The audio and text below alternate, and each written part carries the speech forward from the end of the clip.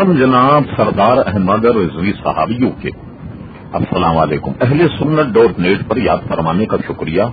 آپ کا سوال موصول ہوا، جواب حاضر. آپ نے پوچھا کہ میرے ایک دوست کا تعلق دوسرے مذہب سے، اس نے مجھے ایک کتاب دی ہے المحند. برائے کریم اس کتاب کے متعلق کچھ بتائیں، نیز اگر اس کتاب میں کوئی غلط عبارت ہو تو مطلع فرمائیں. محترم سردار احمد رضوی صاحب، ہوا یہ اصل میں اس کا قصہ المحند علی المفند، یہ پورا نام اس کتاب کا ہے، جس کا اردو میں ترجمہ یوں کرتے ہیں یہ کہ عقائد علماء دیوبند، اس نام سے یہ کتاب چھپی. اس کے تعلق کرنے والے جو ہیں مولوی خلیل احمد صاحب سہارنپوری، انہوں نے یہ کتاب لکھی. ہوا یہ کہ علماء دیوبند اور وہابیوں کے جتنے غلط عقائد تھے ان پر اعلی حضرت امام اہل سنت نے ایک کتاب لکھی. اس کتاب کا نام رکھا فتاوی حسام الحرمین. اعلی حضرت فاضل بریلوی نے علماء دیوبند کے غلیظ اور گندے عقائد، یعنی حضور علیہ الصلوۃ والسلام کی شان میں ان کی گستاخیاں، یہ سوال کی صورت میں نقل کر کے علماء عرب پر اعلی حضرت نے پیش کیا. جب اعلی حضرت نے علماء عرب پر ان کو پیش کیا تو تمام علماء عرب نے ان کی تکفیر کی اور کہا کہ خلیل احمد امبیڈوی، قاسم نانوتوی، رشید احمد گنگوہی، اشرف علی تھانوی، ان کی گستاخیاں ان کی عبارت اور کتابوں سے ثابت ہو گئیں، لہذا یہ دائرے اسلام سے خارج. علماء نے یہ تک لکھ دیا کہ من شکا فی کفرہ و عذابہ فقط کفر، یعنی یہ ایسے کافر کہ ان کے کفر میں اگر کوئی شک کرے تو وہ بھی کافر. یہ کتاب چھپی اور اس کتاب کا نام فتاوی حسام الحرمین ہے، جو اعلی حضرت فاضل بریلوی رحمت اللہ علیہ کے دور میں چھپ چکی. حضرت شیر دیش سنت مولانا حشمت علی خان صاحب رحمت اللہ تعالی علیہ کیا کیا کہ الصوارم الہندیہ ایک کتاب مرتب کی. اس کا قصہ یہ ہے کہ اعلی حضرت فاضل بریلوی تو 32 علماء عرب سے تصدیقات حاصل کرنی علماء دیوبند کی تفسیر پر. حضرت مولانا حشمت علی خان صاحب نے کیا کیا کہ یہی سوال بر صغیر کے عظیم جو علماء اس زمانے میں تھے ان پر پیش کیا. ان بر صغیر کے معروف علماء نے، جن کی تعداد 268 ہے، ان علماء نے بھی ان عقائد رکھنے والے دیوبندی اور وہابیوں کی تکفیر کی.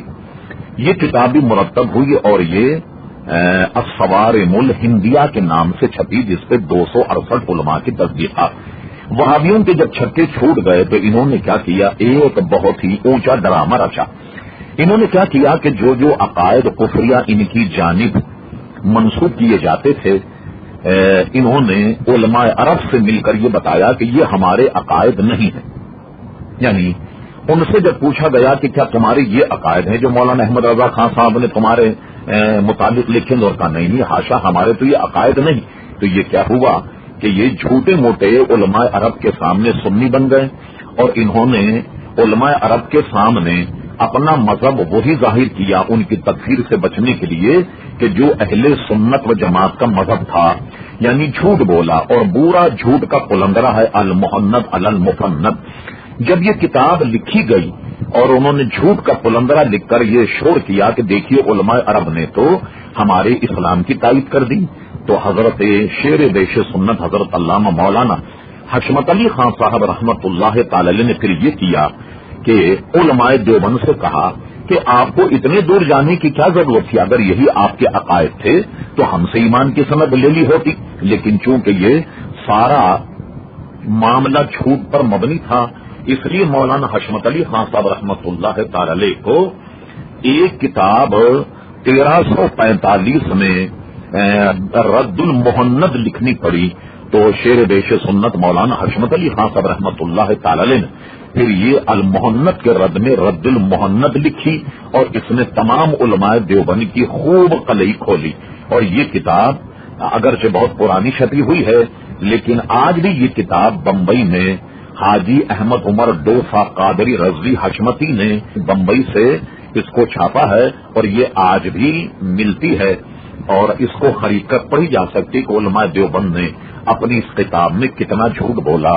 تو محترم جناب سردار احمد رضوی صاحب، یہ تھا قصہ المحند کا کہ جھوٹ بولنا کوئی وہابی اور دیوبندیوں سے سیکھ لے کہ ایسا جھوٹ بولا کہ سرے سے ان عقائد ہی کو انکار کر گئے جو اعلیٰ حضرت فاضل بریلوی نے ان پر لگائے، حالانکہ وہ عقائد ان کی کتابوں میں موجود ہیں۔ مثال کے طور پر فتاوی رشیدیہ، حفظ الایمان، تحذیر الناس، ان سب میں ان کی یہ عبارتیں موجود ہیں، اور ان کتابوں کو آج بھی دیکھا جا سکتا ہے جن پر اعلیٰ حضرت فاضل بریلوی نے تخیر کی ہے۔ یہ ہے اس کا قصہ۔